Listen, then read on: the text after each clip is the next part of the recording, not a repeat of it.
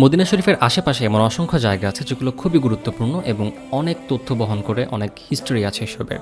আজকের ভিডিওতে আমরা এগুলোই জানবো এবং একই সাথে বিকেলবেলা মদিনা শরীফটা আরও একবার এক্সপ্লোর করব। আসসালামু আলাইকুম, আমার উমরা যাত্রার 10ম পর্বে আপনাদের সবাইকে স্বাগত জানাচ্ছি। আমি রাব্বানি। এই যে আপনারা এখন যে গাছটা দেখতে পাচ্ছেন, এই গাছটা মূলত হুজুর করিম সাল্লাল্লাহু আলাইহি ওয়াসাল্লাম এখানে অবস্থান করতেন। তিনি এখানে বসে সবার সাথে কমিউনিকেট করতেন, সবাই তার সাথে কথা বলতে আসতো, তখন তিনি এই গাছটার নিচে বসেই সবার সাথে কথা বলতেন। সো এটাই হচ্ছে সেই গাছটার হিস্ট্রি। এবং এই জায়গাতে আরও অসংখ্য জিনিস ছিল, এগুলো কনস্ট্রাকশনের কারণে সরিয়ে ফেলা হয়েছে।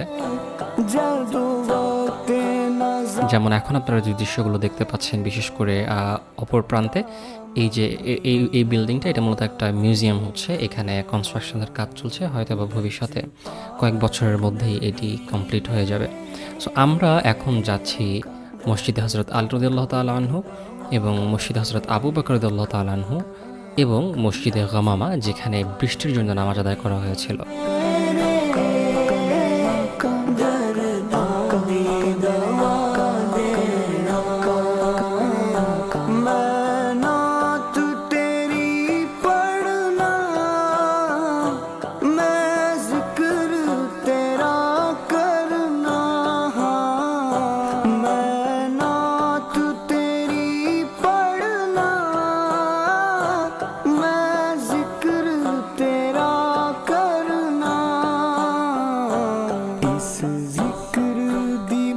সো এখন দেখতে পাচ্ছেন মসজিদে আলী রাদিয়াল্লাহু তাআলা আনহু। সো এই মসজিদের জায়গাটা অনেক বিশাল বড় এবং এখানে যথেষ্ট খালি জায়গা রয়েছে এবং এখানেও কিন্তু আসলে কাজ চলছে।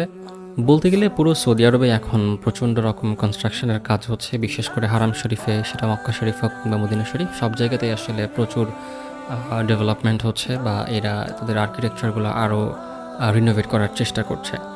সো দেখতে দেখতে আমরা মসজিদে আলী রাদিয়াল্লাহু তাআলা আনহু থেকে একটু সামনের দিকে আসলেই কিন্তু এখানেই অবস্থান করছে মসজিদ আবু বকর এবং তার পাশে একটু পাশে হচ্ছে মসজিদে গামামা। সো প্রথমে আমরা মসজিদে হযরত আবু বকর রাদিয়াল্লাহু তাআলা আনহুর ওখানে একটু গিয়ে দেখে আসবো।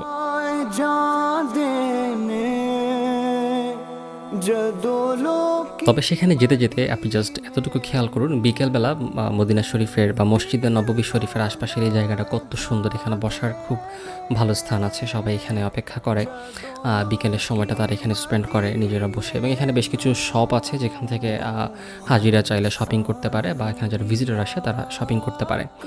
সো মসজিদটা খুবই ছোট। আমি ভেতরের সামান্য কিছু দৃশ্য নেওয়ার চেষ্টা করেছি, যথাসম্ভব চেষ্টা করেছি আসলে যাতে আমার ভিডিও মেকিংটা আমার আশেপাশের মানুষজনকে কিংবা সেখানে ভিজিট করতে আসা মানুষজনকে আসলে বদার না করে। সেই জন্য আমি জাস্ট খুব সামান্য কিছু ক্লিপ নিয়েছি ভেতরের, এবং ভেতর থেকে নামাজ কালাম আদায় করে আমরা বের হয়ে পাশে মসজিদে গামামা এবং সেখানে যাচ্ছি। এখন আপনারা সেখানে দৃশ্য দেখতে পাবেন।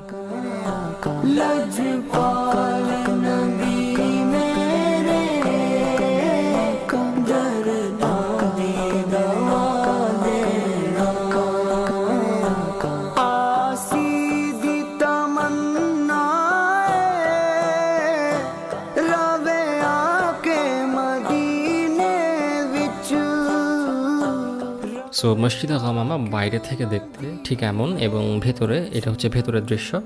ভেতরে যথেষ্ট জায়গা রয়েছে এবং মেয়েদের জন্য এখানে আলাদা স্থান রয়েছে যেখানে মেয়েরা নামাজ আদায় করতে পারে।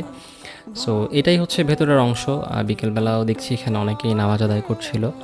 সো এখানের এই মসজিদের বাইরেই হচ্ছে বিভিন্ন দেশ থেকে আসা যেসব হাজিরা ছিলেন তারা এখানে দাঁড়িয়ে তাদের হাজিদেরকে ব্রিফিং দিচ্ছিলেন, তাদের মুআল্লিমরা। এবং এখানে আমি অসংখ্য দেশের হাজিদেরকে দেখেছি, বিশেষ করে ইন্দোনেশিয়া এবং হচ্ছে টার্কি, এই দুটো দেশ থেকে আসা হাজিরা বেশ সময় নিয়ে এখানে দাঁড়িয়ে তাদের যে মুআল্লিম ছিল তারা তাদের হাজিদেরকে এখানকার স্টোরিগুলো বোঝাচ্ছিল। সো এই জায়গাটাতে বিকেলবেলা যথেষ্ট ভিড় থাকে, তবে এখানে বসার যথেষ্ট জায়গা রয়েছে, তাই বিকেলে আপনি চাইলে এখানে বসে খুব সুন্দর একটা সময় কাটাতে পারেন।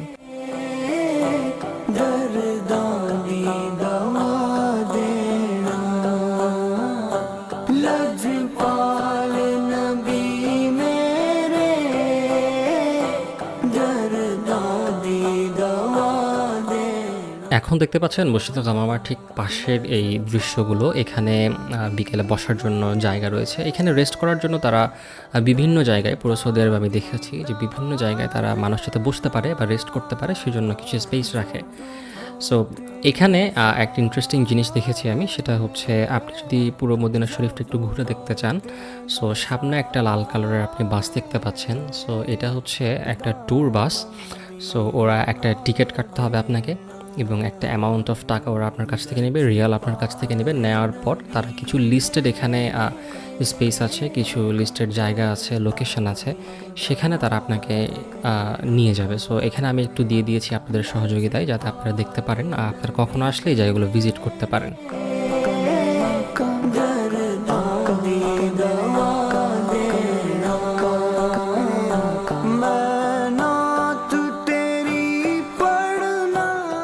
প্রতিদিন বিকেলেই এখানে খুব সুন্দর একটা সোনালি রোদ আসে এবং পরিবেশটা এত বেশি সুন্দর লাগে, এখান থেকে আসলে কখনোই আপনার ফিরে আসতে ইচ্ছে করবে না।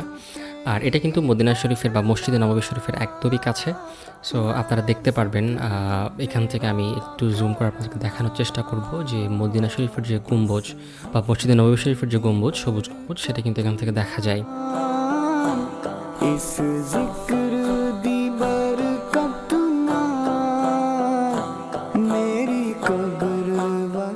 এবং এই জায়গাটাতে বিকেলবেলা হাজিরা তাদের টাইম স্পেন্ড করে এবং এই কবুতরগুলোকে তারা খাবার দেয়।